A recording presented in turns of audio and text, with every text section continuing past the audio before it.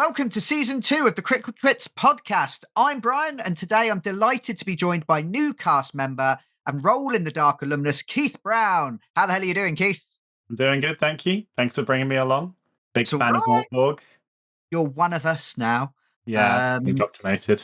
And so we're here with a very special guest from Slightly Reckless Games. Who are Slightly Reckless Games, I hear you say? Slightly Reckless Games were formed in 2023 by game designer Sacha Lightfoot and graphic designer Dominic Riozzi. They immediately hit it big on Kickstarter with Ronin, a Japanese-themed samurai apocalypse tabletop RPG based on the Mörk rule set. Good foreshadowing, Keith.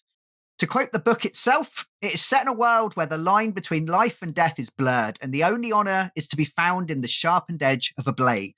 Ronin was a huge success and was backed by over 1,500 backers, an amazing feat for a brand new game from a brand new publisher. In the interests of being clear and disclosing everything, we were lucky enough to receive a review copy of the game. Thank you very much, which I have thoroughly perused and have several questions about, but in a good way. But we're not here just to talk about Ronin. We're also here to discuss Berserkr, which is Slightly Reckless Games' latest Kickstarter offering. And if you're listening to this within the first week or so of release, it will still be available on Kickstarter.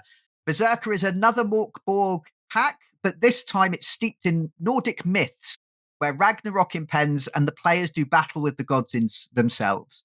At the time of recording, Berserkr is poised to break the £100,000 barrier with 2 weeks still left to go. I see cross fingers. And so thus we are joined by Slightly Reckless Games designer, Sacha Lightfoot. Hello. Hello. Thank you for having me. No worries. Thank you for coming along. And I think the best place to start is first of all to say congratulations. Thank you. 2 successful Kickstarters because Berserkr is funded and completely funded. So it is successful.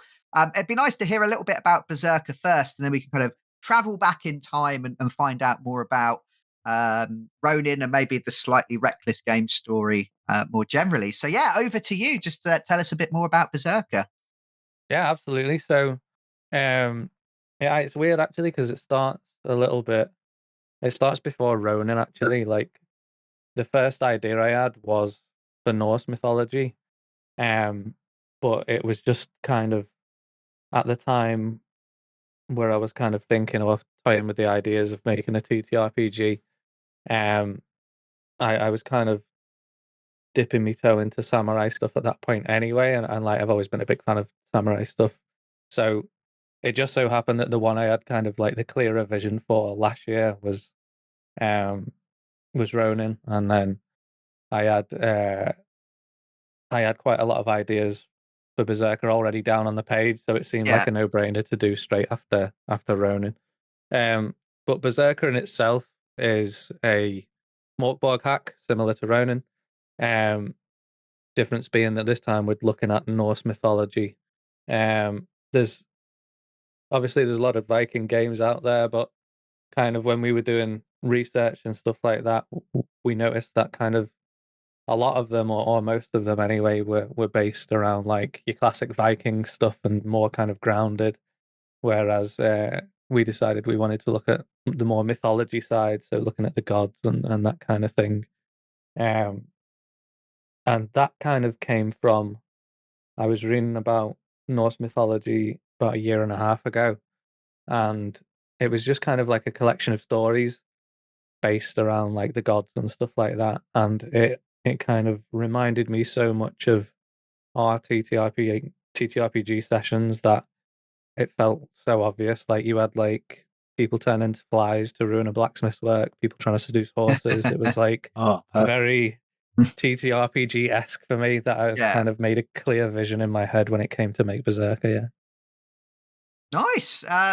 Excellent. So that's two Kickstarters back to back, one in 2023, one in 2024. Mm-hmm. That sounds like a lot. Yes, it certainly is. But like me and Dom, we also run a video company together, which is, also a lot. I'll be filming most of the day tomorrow. But we're kind of we've always been the way that we don't kind of take a minute to sit and enjoy the thing that we've just created. It's already moving on to the next thing. That's not to say that we kind of leave it behind. We've got plans for expansions for Ronin and for Berserkr after that, but it was I was already kind of working on new ideas when the design and layout and stuff was happening for Ronin. So the way that me and Dom have always worked with video and with the book stuff as well is I kind of have my section that I'll pass on to him, and then he'll pass it back, and we just kind of like tennis ball it between each other. So the minute he kind of takes over, I can start working on ideas for the next thing or writing or whatever until he needs to pass it back to me for revisions or what have you. So it's kind of fluid and a natural way that we've kind of built working over the last, I think I've been working with him for like 12 years now. Oh, wow. Oh, mad. Keith and I have been working together for about 6 months. It's tough. It's tough working with your friends sometimes. Grueling. It can be, yeah. Yeah, and you start feeling like each other's boss sometimes, where you're like, "Where's the audio? Send me the podcast audio." Yeah. But yeah, so I remember seeing in the interview you said about the money for Ronin was originally going to go to Japan. I'm curious to know if you managed to get to Japan off the back of Ronin, or yeah. So for Ronin, I did use my savings that was supposed to meant to go for. I was supposed to meant to go to Japan last year, but I used it for Ronin. But I can happily say that although it wasn't the Ronin money that paid for it, I am going to Japan in October this year, so nice. I will get there, which is nice. I've been slightly obsessed with Japanese YouTube recently. I read a book by Chris Broad, who's on YouTube as abroad in Japan, as like an English guy who's over there. And then you spiral out, don't you? It goes, "Ooh, you look like you like Japan." Have 47 other people. The algorithm does do that. Yeah. So hopefully one day, and I'm sure we can talk about that with Ronin. I'm just wondering. Obviously, you said that you have a video production company with Dom. How did that spiral out into a publishing company and tabletop RPGs? It was quite organic, to be honest with you. So we like I say, we've been doing videos together for like 12 years now. The business we've got that's called Half Cut has been going for maybe 8, close to 10 years. So we're kind of pretty experienced at what we do now. And it got to the point where kind of the videos were coming in thick and fast, but we weren't kind of at the point where we were bogged down or, we were getting overflowed with work. And then due to some personal circumstances, I started to have a little bit more time on my hands, which is when I kind of started writing and kind of toying with ideas and stuff for a TTRPG. At the time was what would be Berserkr, and then turned into Ronin. But I actually I think I was like near enough either 80%, 90% done with the writing of Ronin before I even told anyone that I was doing it or told anyone about it.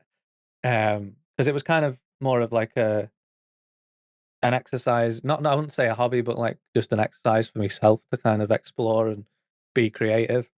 And it was only after I kind of showed Dom and I said to Dom, I was like, do you want to kind of put some spreads together to see what it might look like, if we were to kind of make it into a thing. And it just so happened that like he came around one night and we put a spread together and posted it on Reddit, and everyone went, I want to buy this. So it was like, all right, we'll do a Kickstarter.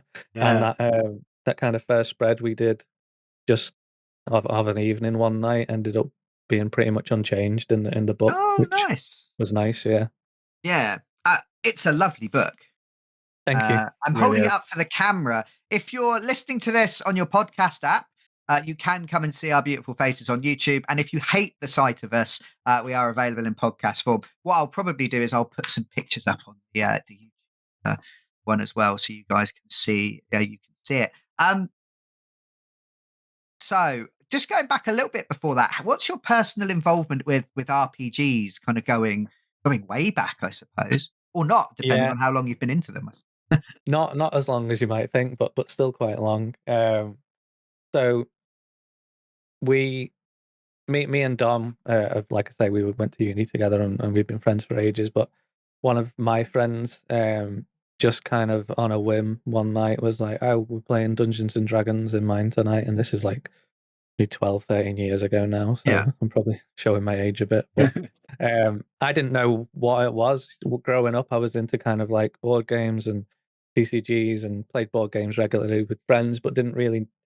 My idea of Dungeons and Dragons wasn't anything close to what it was when I turned up and played it. Um, I still remember like that first session and the kind of things we did and the character that I made, and Oh yeah. Yeah. it didn't take me long to kind of go, oh, this is what it is. It's not kind of like a miniatures. I know it can be that, but like it was more the way we were playing it was just like improv comedy, but with like dice rolls and that kind of from that night on. I think we've played every week for the last 12 years. You know, Oh, wow. barring like kind of life situations, but compared to most groups, I think we play pretty regular. And kind of like the group that we play with at the moment is consistent, and it Yeah. is kind of the four of us who. It's me and Dom mainly in slightly reckless games, but the other two guys help out with kind of ideas and play testing and stuff Oh, like nice. that. And, So, yeah. so did you GM? Like, do you tend to GM with that? Because you've got obviously quite a long history of playing. There's a jump from designing to designing, and I wonder like how obviously as a GM you're always creating anyway, aren't you? So you Yeah, tend to so run it. Or... the way it kind of went was we had one DM who DM'd for a bit, and then we kind of splintered off and made our own group. And one of our kind of, he's called Jack, he DM'd for like, I think 3 or 4 years. Yeah. And then it got to the point where we started exploring other games with my kind of suggestion that I was like, why don't we try Cyberpunk? I've read about this game. This was before Ooh, yeah. Cyberpunk Red and all that. Cyberpunk So it was, 2020. yeah, Oh, old I love school, that yeah. game. Yeah. Yeah. Crunchy, But isn't it? I haven't actually obviously, played that one. it's just very crunchy, yeah. But it's Yeah. also kind of like you just got to figure it out on your own. Beautiful character creation. Yeah, with the life path and stuff. Great. Yeah.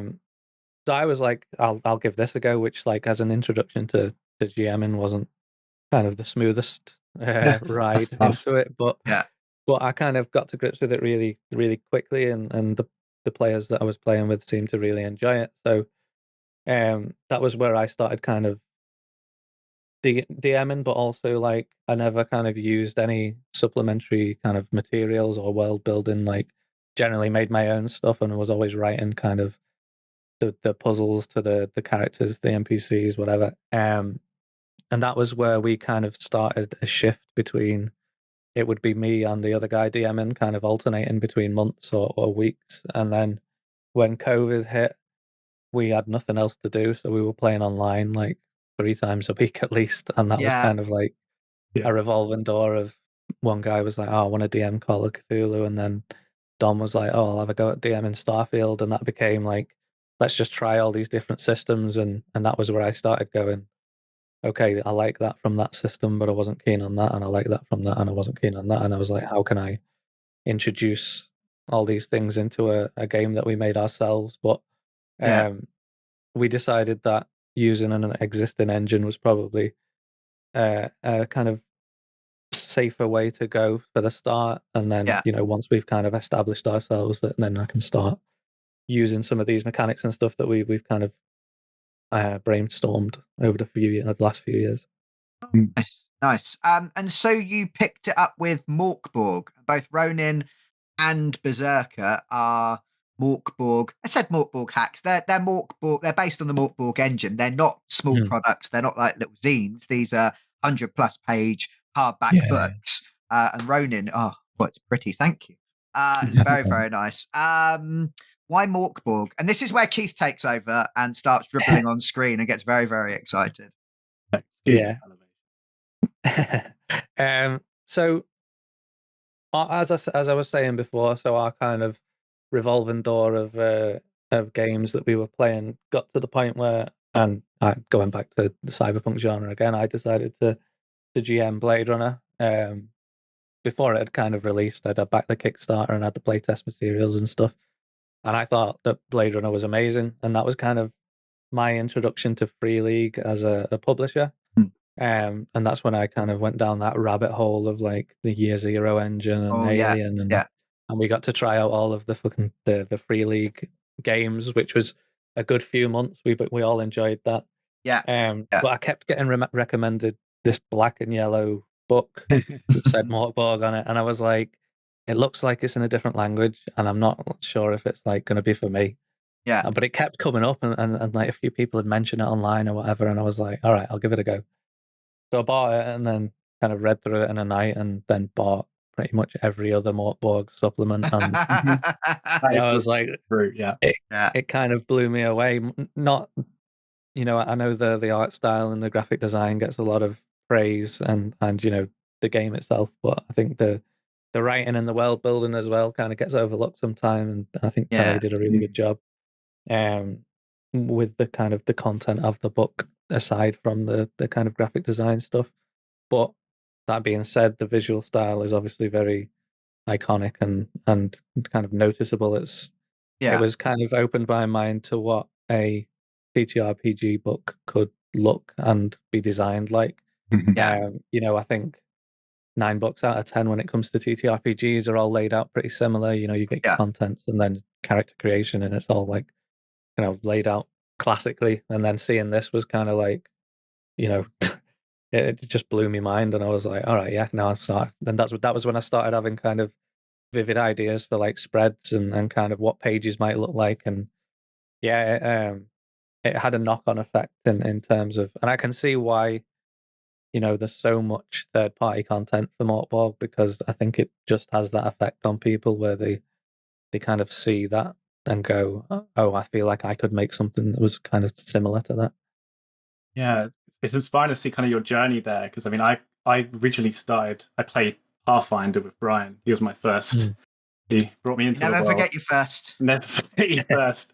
I went from there to Call of Cthulhu, and I struggled with a little bit with the crunchy rules of that, even though it's not the crunchiest game out there by far.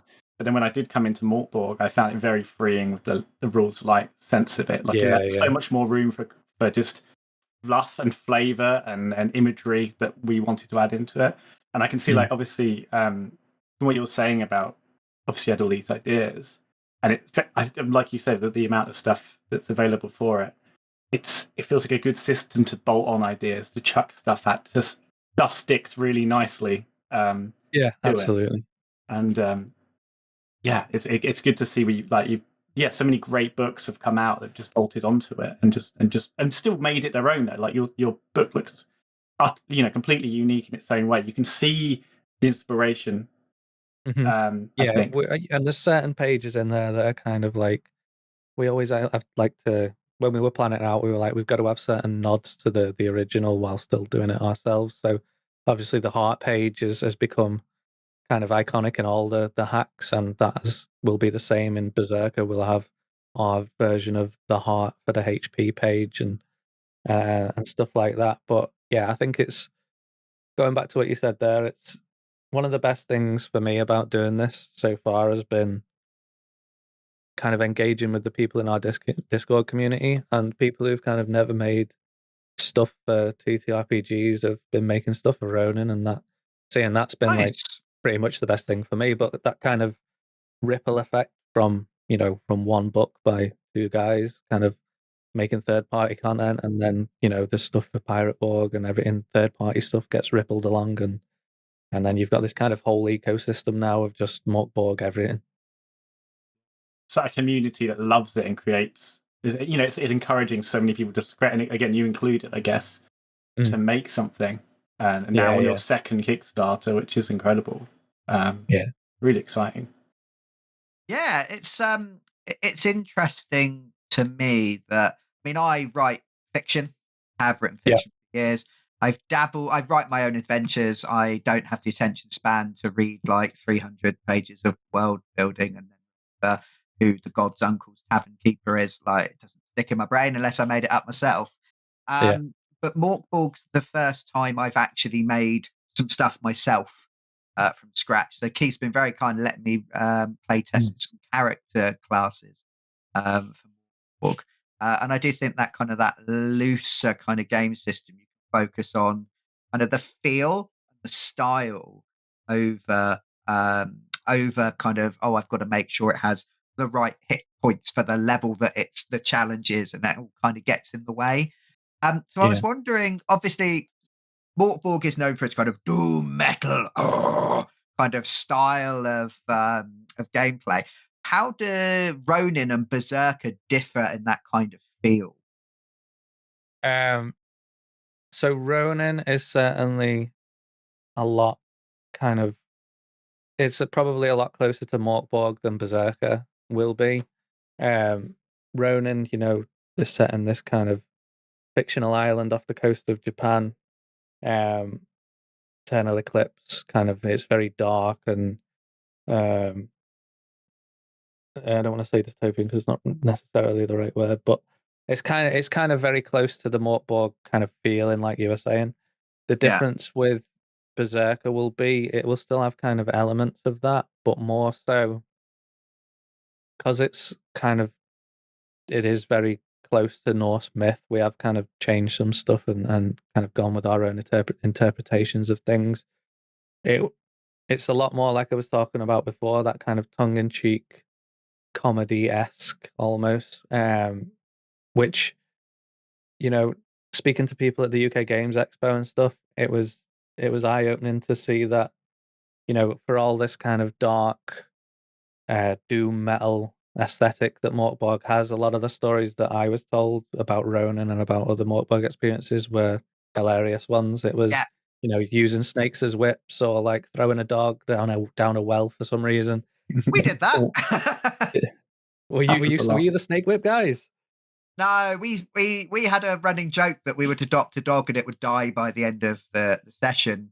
And I think two of them have fallen down wells. One got So run over dumb. by a cart. We weren't doing it on purpose, but yeah, there is that dark humor. There's that edge of dark humor to these games Mm. as well. And I think Berserker will kind of play more into that than the kind of like the world. Obviously, the world will be ending because of Ragnarok, but it'll be more of a. It's a known thing that's going to happen. Everyone's Yeah, aware of it, and it'll be more tongue in cheek, comedy esque in the kind of not necessarily in all the writing, but the layout will be a little bit more fun. Should I say? Okay. yeah. So with we mentioned kind of music actually. And one of Mhm. the things, like, the Morkborg community feels very like 80s, 90s punk, zines, and do it yourself, make your own kind of stuff. And I like that kind of thing, despite appearances. And what I was enjoying was, while I was preparing this interview, because preparation was made, again, despite appearances, um, I liked the playlist you'd put together for Oh, nice. Berserker on the page, not Patreon, Kickstarter Yeah. page, including Glory Hammer. Big fan of Glory Mm. Hammer. Wardruna, they're quite good. And Unleash the Archers, one of my favourite bands ever. I love Unleash the Archers. Um, Did you uh, did you spy the bottom song, by the way? so this was going to come in at the end, but I did notice in the dedication page. Is this what we're Mhm. talking about to You are Ronin? one of the only few to notice. So, um, and then you've even kind of included a song in their honor. So I'm going to read this out, if that's okay, Yeah, work away. Yeah. because I don't think Keith knows about this. So No, I no. think this is beautiful, by the way. Uh, to my guiding light, thank you for being the unwavering support through the creation of this book. Your strength and laughter have been my sanctuary, my inspiration. So, to you, Jeremy Renner, the most stalwart of snowplough duelists, my deepest thanks. With love and titanium, Sacha. That's beautiful. That Yeah. is, Yeah. it brought a tear to my eye. So, how long have you been involved with Jeremy Renner? Involved. I'm not really involved with him. He's more really involved with me. Although I did send him a copy of Ronin last week. Actually, Oh, nice. it's always been for the longest time. Anyway, whenever me and Dom have driven to shoots and stuff, he'll drive and I'll kind of control the music and stuff. And it's I can't remember exactly how it started, but I think I played some Jeremy Renner songs, and then it Okay. kind of turned into this snowball and running because they're not good songs. Like I'm not trying to kill anyone. And then he just decided to start being a bit crazy and like shooting the ceiling and taking loads of cocaine and then like Yeah. running himself over with a snowplough. That he's provided us so much happiness Yeah. over the last few years The that I spiral. was like, I'll just put like a little nod into him there, as that'll be Yeah. like a running joke, and it's like I kind of like try and sneak that song on at parties that we go to and stuff, and it's become this thing for me and Dom for the last few years, and long may it continue. Yes, yeah, it was. I quite enjoyed it. Yeah. It stood out when I was scrolling through because it's quite a long list. There were 100 songs, and it Yeah. didn't take me that long to prepare a podcast. But yeah, I had a listen. It was quite good. So we're going to pop a link to the Kickstarter, and if you scroll down, there's some really really good music to kind of get you in the mood. Is music something that inspires you? Are you someone who writes with music, and do you use music at the gaming table? Yes, and yes all the time. Um, Music throughout my whole life has always been like a big part of everything I do. It's kind of when even with the video stuff, it's one of the first things we kind of work on, and like after the filming anyway, it's kind of that dictates what the edit's going to look like for us. Um, but yeah, I've been into music like all my life. I've kind of played around playing different instruments, play a bit of drums, play a bit of guitar. But there's kind of never been a genre that I haven't kind of indulged myself in. I've always had an open mind when it comes to like, I'll listen to jazz or death metal or country recently, or kind of there's no like pigeonholing myself into kind of, oh, I'm only listening to this genre, which I think having that kind of open mind when it comes to music certainly doesn't doesn't hinder the process creatively when it comes to other stuff. And in terms of um writing while I like while listening to music, um sometimes yeah, sometimes no, it depends on how I'm feeling. But I've been listening to loads of Japanese stuff recently, but not which is weird because I had to kind of I was immersed in Japanese culture for so much of last year Yeah. when I was writing Ronin that I kind of had to take a little bit of time away, and I've been studying Japanese language since October last year, so there's been no shortage of Japanese stuff, but it's only just recently where I've kind of started listening to like new Jabez and other kind of like J-pop stuff recently. But yeah, there's no kind of limit to what I'm kind of open to listening to. And in terms of writing, obviously there's plenty of Viking-esque music to be enjoyed, Yeah. from Elsham to even just like Led Zeppelin and stuff like that, which I know kind of Marvel have hammered that. Pardon the pun, but hammered that drum Yeah. so much. But it's still Led Zeppelin. So Yeah. I got some like real high long vibes in the trailer. I don't know I don't know who performs the music on the trailer. it's royalty free. It's from Artlist. Right. It's I not wish we could use commercial stuff, but we're not allowed. Oh Yeah. gosh, of course. But I'm thinking like when I'm around the table, I'm always looking for like ambient background music, and I'm Yeah. I can just imagine myself playing High Long in the background while playing something like Berserkr, like just that tribal. Again, I guess it depends on the feel of the game that you want, doesn't it? You say this Yeah. is a bit more tongue in cheek anyway, so Yeah, I think it's a really big part of any session that you play. I think, especially in the ones we play anyway, it's like I do what I can with the lights. When we played Alien, I got these kind of like got one over there actually. Got the kind of these like camping lights Oh, that I would cool. kind of open when the power went off and stuff, just to kind of like anything we could do to create ambience is it kind of just helps the role playing process for us. absolutely. Yeah, I mean, Keith is the master of a well-timed screechy noise for when something bad happens in Mörk. Yeah, I quite like that link back to the music. So check out the if you're interested, Berserker, check out the playlist. I was just to go back a little bit to the Ronin, Mhm. obviously I can see bits of the standard Morkborg coming through. I felt a little bit like when I was reading through Ronin that it was more useful to a DM. What I Really? mean by that, yeah. So the thing that really stood out to, and it's kind of is that sometimes Morkborg just kind of plot stuff at you, and there's a lot to do as a Mhm. DM. And the Mm. thing that the example I'll use is that in Morkborg you have the calendar of Necrobell, and as shit gets bad, you roll some dice, and a thing happens, and it gets worse and worse and worse, and then the world ends. And I don't know if Keith will agree with me on this. I might be going down a dead end, but I find the calendar of Necrobell really vague. Well, I think that's the beauty. Okay, I mean, I think like games like this, again, it doesn't come with it, except I find it easy to run when you have some random stuff when it's a bit light, but then you have just enough to kind of, be the seed for something more. Because I Yeah, you think can kind of decide what you latch onto, can't you?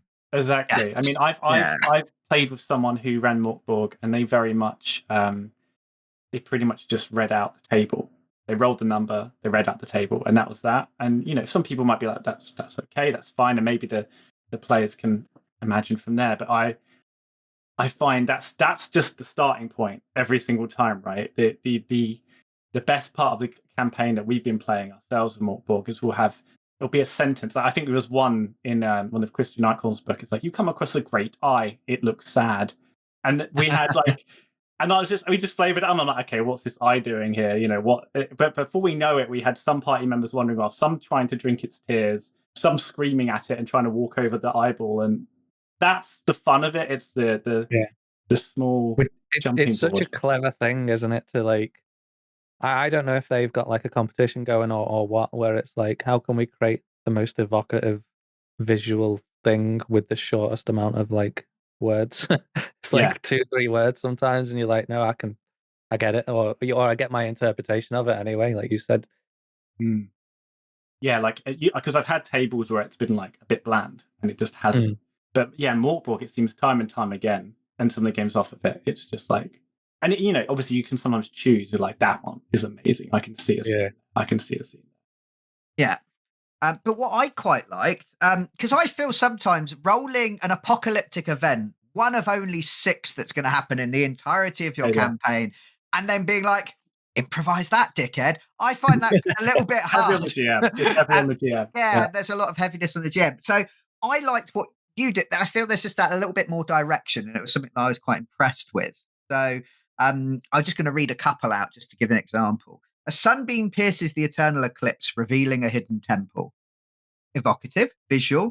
The inscriptions within predict untold calamities. There's just that little bit of extra guidance compared to Morkborg, which is like a thing happens and what did we have? Oh, brother turns on brother. Okay, but what does that look like? And it's just there's a little bit more there for me personally as a DM. The earth trembles, swallowing buildings and splitting the land. From the chasms, yokai. And that's like, oh, I can picture that. And then as a DM, there's just a little bit of a this might fit, and just a little shove on the way. So I quite liked that. I don't know what you think, Keith. We're just talking to each other now. I think that's it, isn't it? I think it's what grabs you as a GM in the moment. There have definitely been ones where I think there's been times in the campaign where I've been sitting there for about 5 minutes, just like, I do not know how to take this, but yeah, like if it's, I mean, I haven't been able to look at the book yet, but it does sound like it's got that extra punch that can lead you down a dark passageway. in some places certainly, yeah. I think I like that you brought up the black calendar. Actually, it was because that was one of the last pages we finished, and Okay. It looks it was really nice. Dom will love you saying that. That was his. I had kind of the only input I had in that page was the writing, whereas generally when we went through the kind of plan for the book, it was like I had ideas, and some pages were more my ideas than Dom's, but the black calendar page was all his layout, and I think it might have been his idea actually. I can't remember the way I'd written it originally, but he said, "Why don't we do it in a circle? Because that's how certain Japanese calendars and kind of like the Oh zodiac yeah, calendar yeah. as well." And then I said, oh, well, why don't we focus it on the different elements? We'll have light, dark, water, earth. So they're all kind of categorized into their own elements. So it was a nice the way it evolved, but it was only kind of right at the end where Dom kind of pulled it out the bag with the circle thing and the sections and people, more than one person's commented and said that page is amazing. But then also more than one person has said, why do I can't spin a digital PDF? It's like, well, you've got to buy a physical book then. Yeah. But Borg has bits written upside down and on the side of pages and all that kind of stuff. So I still have deciphered all of the book. There's bits I will never understand. Yeah. But so was there a philosophy behind Ronin where you were like, when you're more talking like the rules of the writing itself, or were you trying to kind of follow in their footsteps? Or were you kind of like creeping up behind them and then jumping off to the side? I think like Morkborg, the rule set itself was a very, like we spoke about before, it's kind of like easy to kind of imagine bolting stuff on and changes. Yeah. So it provided a very flexible framework. And then I wrote the setting before I wrote anything else. Okay. And it was kind of the most gratifying bit of the process to me. I was talking about it a couple of months ago. I was saying, yeah, that was my favorite bit, and Dom was like, yeah, but we make games. You can't like enjoy the world building the most. I was like, yeah, but the world building informed a lot of the decisions for the mechanics. The honor system, the cuckoo, obviously that was a difficult line to tread, but our sensitivity reader was certainly very on board with using seppuku in the book. But yeah, like the ideas that we've got for the expansions and stuff involve a lot of more kind of expanding of that world building I want to do. And I know you said before that you kind of write fiction. I want to do kind of like a group of short stories. Oh, cool! Yeah, in Kage no Shima, but with kind of mechanical elements and like, might be a dungeon map, it might be an item, it might be an NPC or an enemy to fight that'll be kind of connected to those short stories. But I'm looking forward to do the Ronin expansion. Actually, it's kind of, now that I've had some time away to work on Berserkr, I'm kind of I've cleansed my palette now, and I'll have to cleanse my palette of Norse stuff from like middle of next year, no doubt, and switch. It was funny you saying about that, because I saw in another one of your interviews, you're talking about the Western, the fascination with the Westerns, and then how you discovered the samurai. I haven't seen that many samurai films. I know is it Seven Samurai? That's based on, that's one of the famous ones, isn't it? And that's turned into this. Is there some Western vibes of the feels that have come into the Ronin as well? Do you think, in how you've done the backstory and the flavor of the world? Western as in cowboys, or Western as in geographical? Well, no, I guess I mean in terms of the vibes of the classic. Oh, I guess spaghetti Western or whatever else you might go. That and there is a kind of slight desperation and sadness and morose quality to those. Yeah, I think taken forward. I guess. I think because a lot of spaghetti Westerns, especially the Sergio Leone ones, are almost like shot-for-shot remakes of Kurosawa films. That there's going to be, because Kurosawa was such a big inspiration for Ronin, there's always going to be that kind of through line of, and I was talking about this the other day actually, that we got so many requests before we'd even done the Kickstarter that they were like, oh, can you do solo rules? Will there be solo rules? And I'd not played a solo TTRPG before, so I said yes anyway, like a lot of the things in the first Kickstarter, where it was like, yeah, just say yeah and we'll figure it out later. But when it came to making the solo rules and playtesting the solo rules, I was saying to Dom, I was like, this is better than the main game. I was like, I don't need to worry about I need to worry about another group. Yeah, exactly. I was like, but it kind of fulfilled that fantasy of like, similar to spaghetti westerns, but also kind of samurai films of like lone wanderer just on the path, kind of walks into town, shit happens, he gets involved, and then he leaves and continues his journey. So yeah, there's always going to be kind of connections to spaghetti westerns and samurai stuff. And had Carl Druid not made Frontier Scum, I probably would have dipped my toe into that western Mortborg as well. Yeah. I need to look into that one. That looks good as well. Oh, it's great, man. It's so much fun as well. Yeah, Frontier Scum. I definitely recommend it. Yeah. It's laid out like an old kind of western, like a western catalog. So it's got like like adverts for horses and stuff. But that's Oh, cool. where the rules are. It's really good. Yeah, highly recommend. What was that called again? Sorry, Frontier Scum. Frontier Scum. By Carl Druid. I think I've seen some of his stuff in some of the other Morkborg content, hasn't he? He's made some bits. I think it's dead hard to get hold of. I don't know if he's done a second print run yet, but no. I had to buy it from Italy or Canada or somewhere. I can't remember where I got it. Okay. Fitting for something Western themed. Yeah, cool. You mentioned the seppuku element of Ronin. And Morkborg is renowned for being grimdark, but to the point kind of hilarity. We interviewed the Morkborg authors, and they were like, "Yeah, it's like over the top and it's very silly." It was really interesting. He had a sensitivity reader, which is something that's I think is fairly new within tabletop RPGs. I'm all for it. That's great. Anything that makes people feel more comfortable when they're playing the game is always good. And I think that ties in a little bit with the game's kind of unique approach to kind of resurrection and death. And that was an element that really intrigued me. And I just wondered if you could explain a little bit more for the viewers. I think that, or listeners, because I think that's something that appealed to me about the game. Yeah.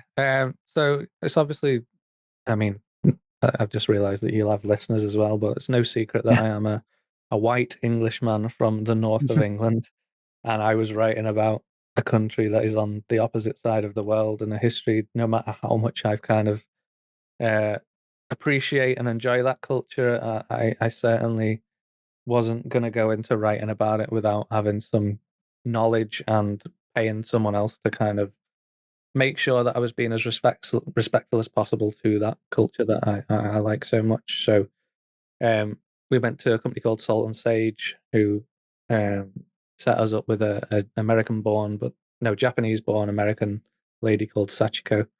And the process was kind of weird, to be honest. I didn't know how it worked going into it, but I had no like direct contact with Sachiko anyway. We kind of spoke through a mediator, and that was just kind of how it was done.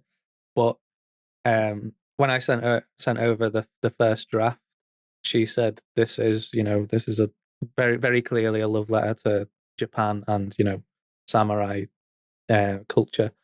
There's just a few things that we need to kind of assess and change," which was fine.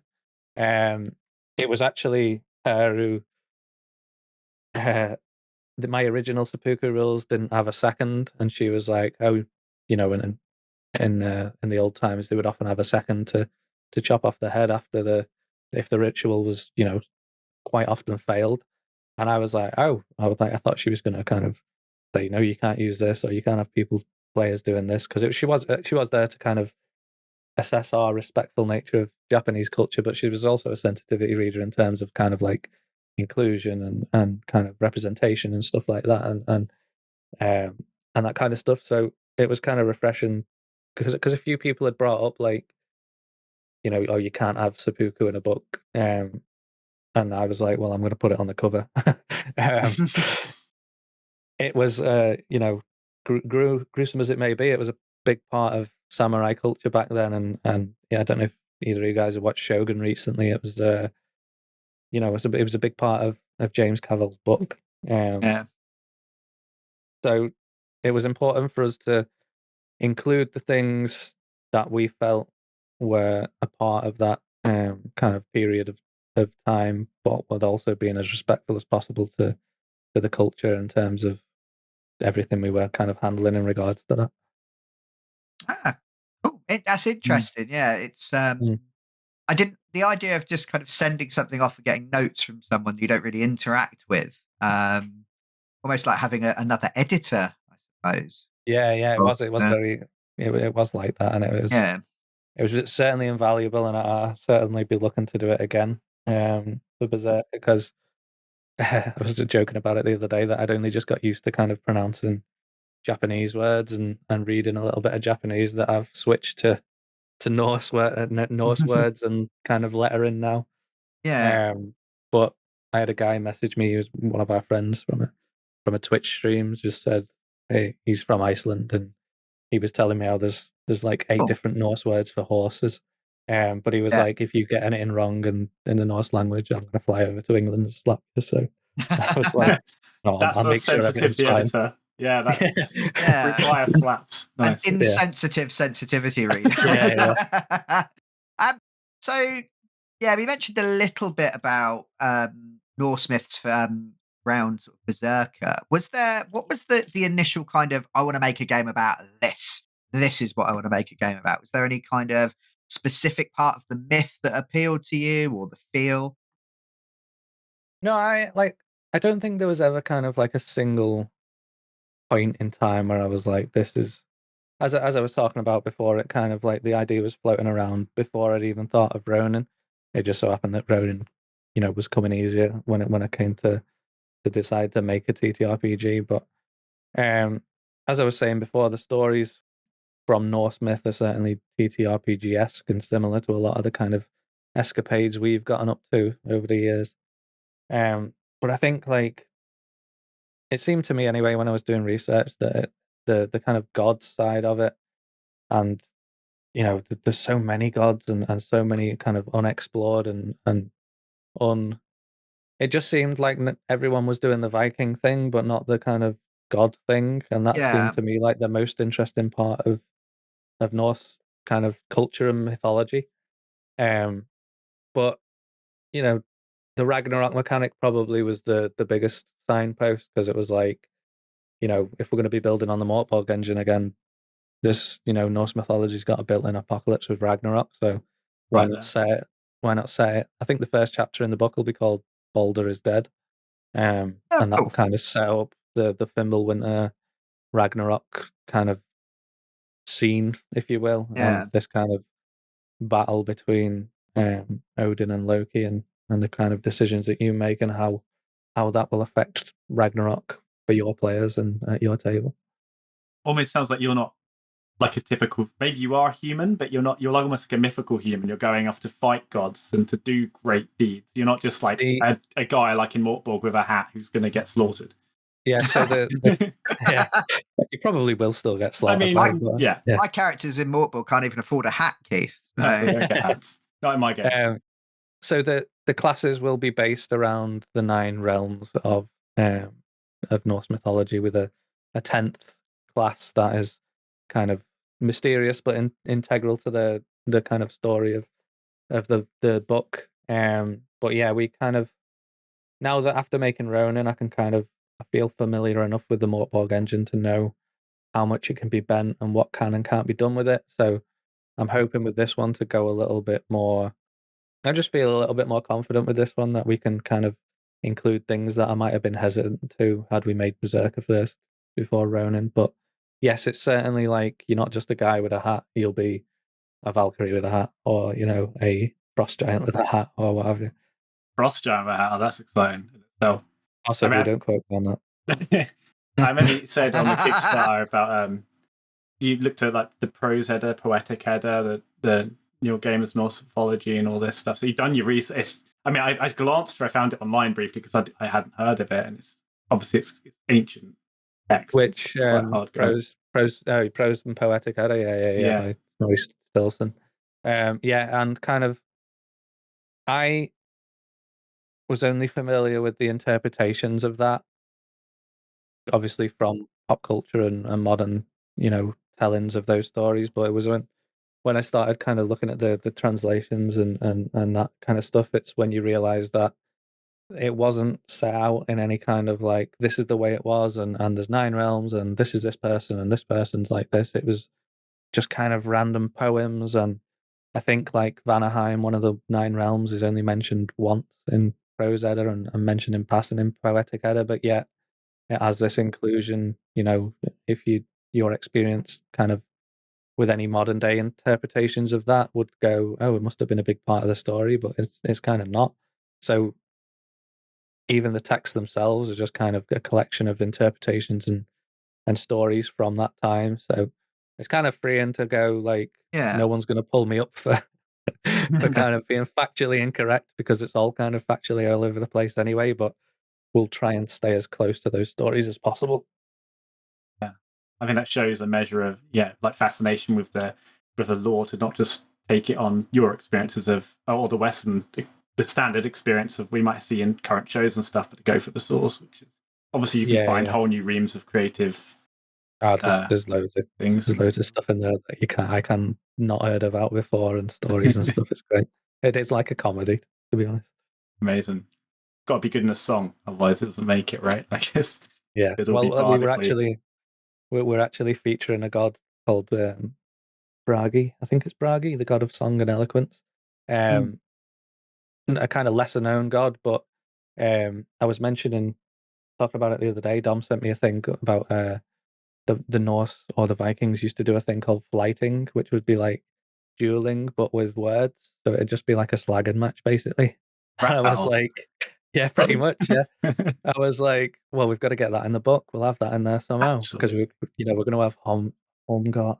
Never remember the Norse words, man. I'm going to have to get better. But we'll have like normal duels, but we'll have flighting as well, hopefully. Nice, yeah. Just to step away from the mythology a little bit into the game itself, I noticed that one of the things you've really highlighted on the Kickstarter, to quote, is lots more fucking tables.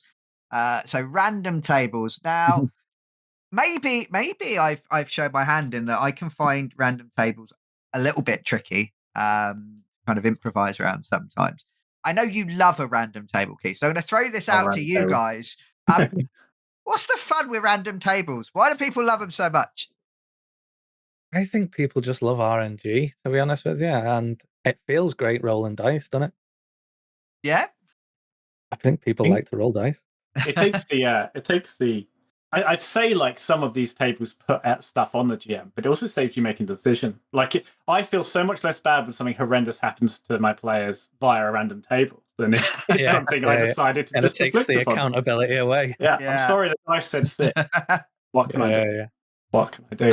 I like, for me anyway, when I'm GMing, I kind of like, similar to what you were saying before, where it gives you something to latch on to. I kind of, the improvising is my favorite bit about GMing. So having something to just go, it kind of puts you on the spot, and then you've got to think of something, and that's the best thing for me, because it just makes players go, oh yeah, and what else, and what next, and what happened.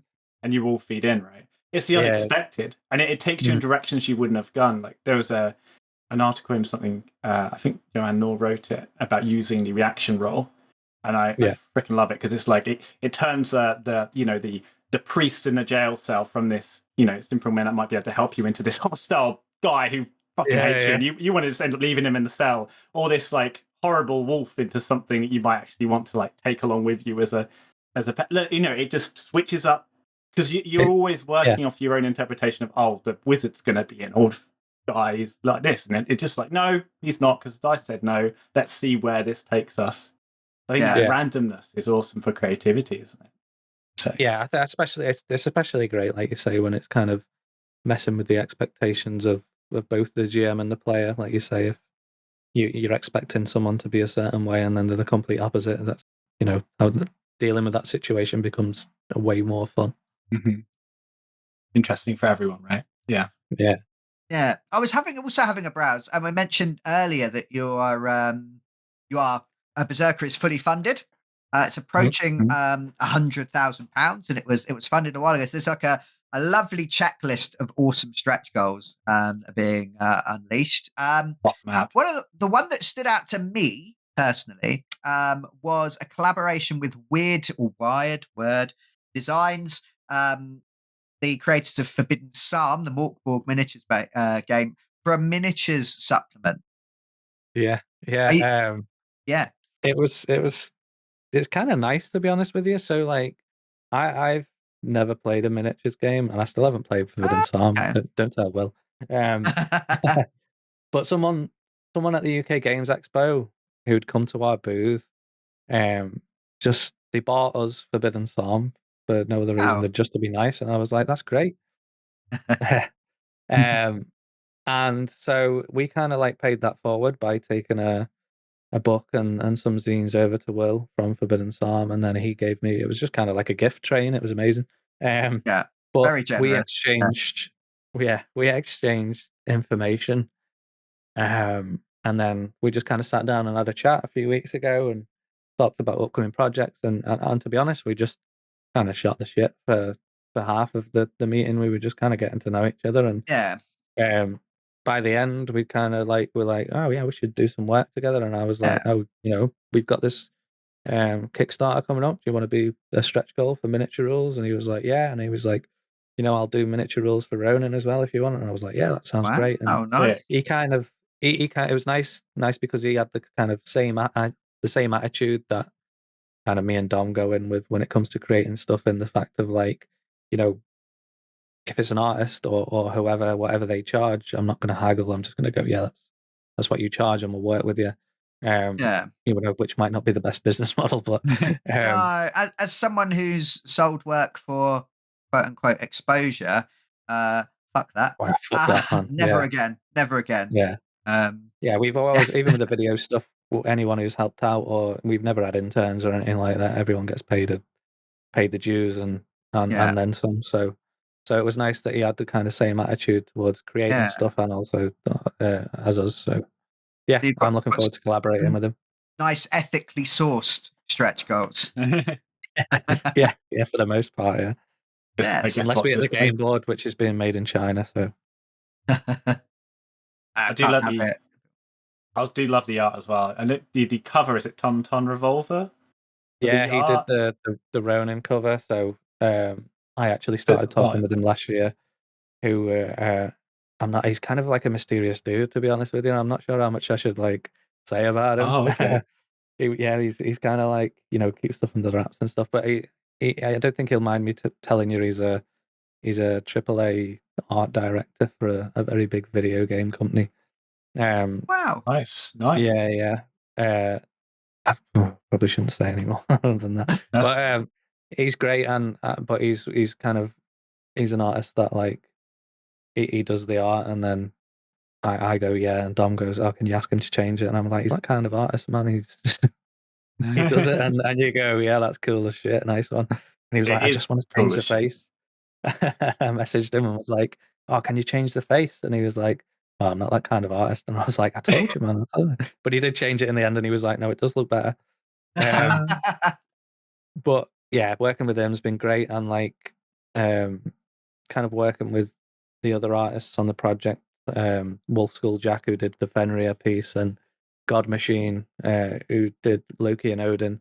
They're kind of booked on to do some more stuff now that we've got funding, and I kind of took the gamble and booked in God Machine, because God Machine's wait list is like forever.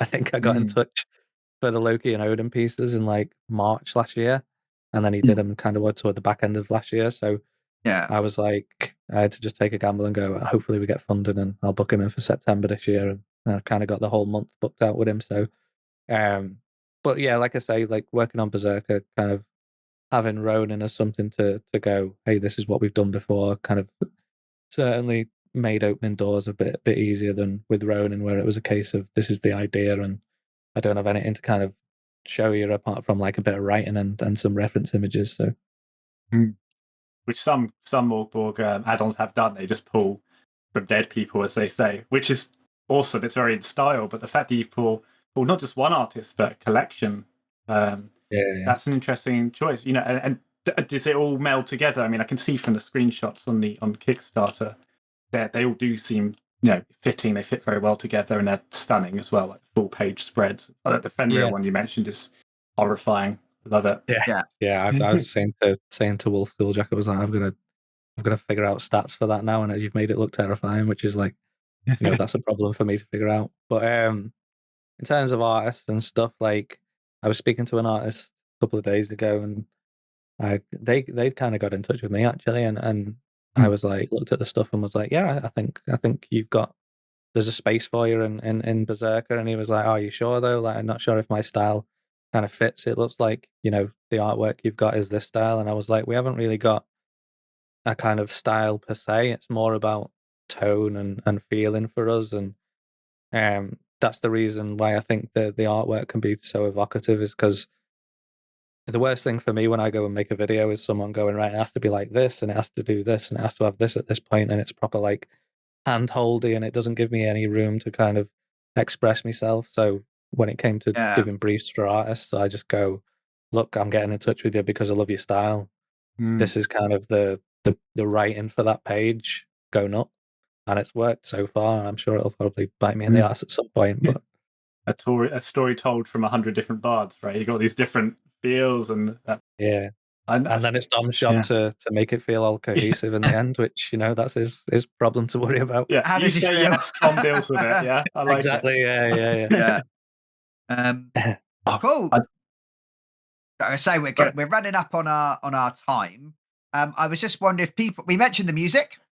If people were wanting to get into that kind of Berserker feel, is there any media that you would recommend to them that isn't maybe on that particular playlist? What do you think maybe encapsulates that feel or explains the myths in a good way? Because there's some garbage out there. There is.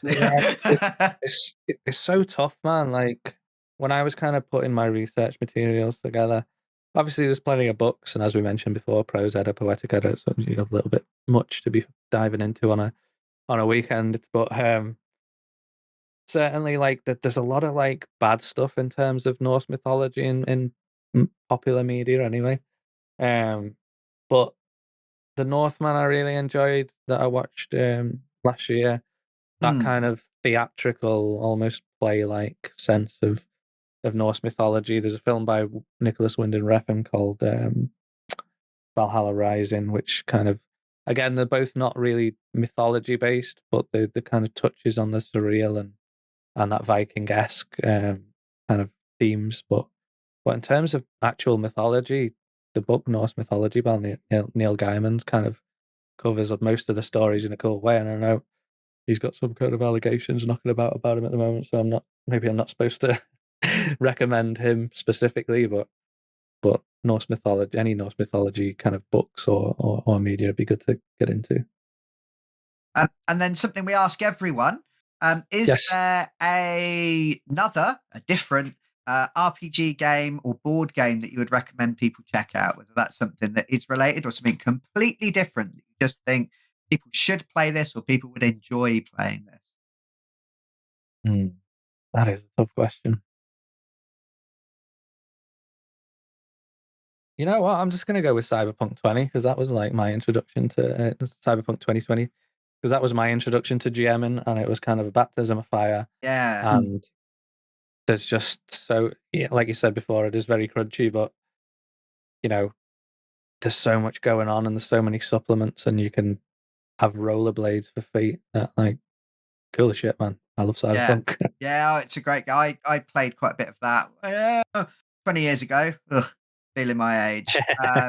The life path system is great. I mean, it's very much a different end of the scale to Borg and the Borg spin-offs. But Great though, it gives you so much to kind of, like we were saying before with the tables, to kind of latch onto when you're making a character.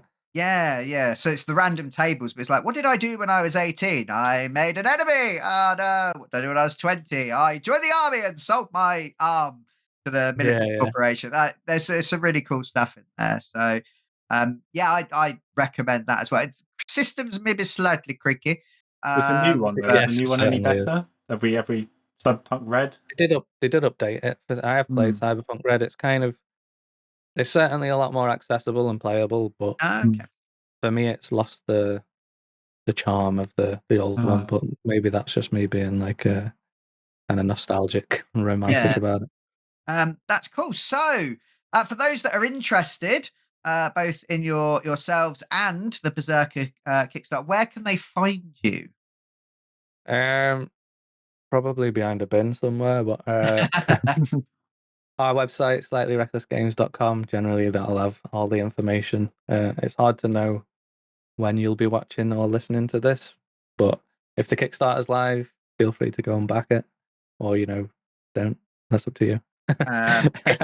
If Keith is a good boy and does his duties, I've dubbed you in this, Keith. Apparently, yeah. I don't know how this happened. Yeah, you volunteered by not blinking 3 times at the correct time. You will. We will get this out hopefully about a week before the Kickstarter ends. So we'll pop a link in there. Yeah. Go and check you Oh, out. good. We'll have late pledges and stuff available And as well. yeah, so that link will also that link. That's great. I like a late pledge occasionally because I find out about things too late. Mhm. So yeah, that's brilliant. Well, thank you very much for joining us. Yes. No. Thanks for having me. It's been a pleasure. Thank you to everyone who's been out there listening or watching. Feel free to come and check us out on criticaltwits.com, where you can see all of our different social media, YouTube channel. I'm really good on TikTok, apparently. I was told the other day. Really? Yeah. No, we have a TikTok. We have all sorts of things that we do as well. This and also check out our Roll in the Dark podcast, where we do an actual play tabletop RPG, and maybe when Berserkr is maybe further along, we might flutter our eyelashes at you and say, "Come on, play a game." Absolutely. We're looking for people to play. Yeah, definitely. Brilliant. Thank you very much. Thank you very much. Really appreciate it. Cheers, And Keith. Thank you. we will catch everyone else later. Cheers. Goodbye.